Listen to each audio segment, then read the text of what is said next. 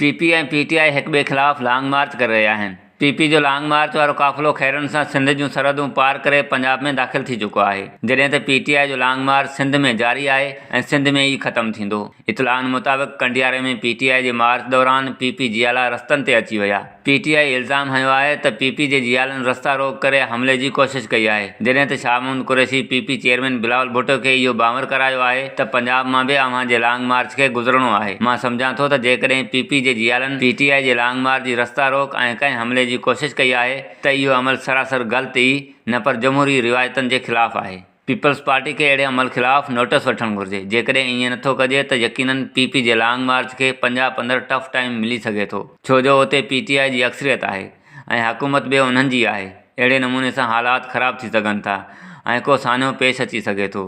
सियासती इज़हार जी आज़ादी ऐं एहतजाज समेत लॉन्ग मार्च करणु कंहिं बि जमहूरी मुल्क में हर शहरी ऐं सियासी जमायत जो हक़ आहे। इन ख़िलाफ़ कंहिं बि क़िस्म जी साज़िश खे नाकाम बणाइणु घुरिजे। इहो ई जमहूरियत जो असूल आहे। उमर कोराई, मीरपुर, माथेलो।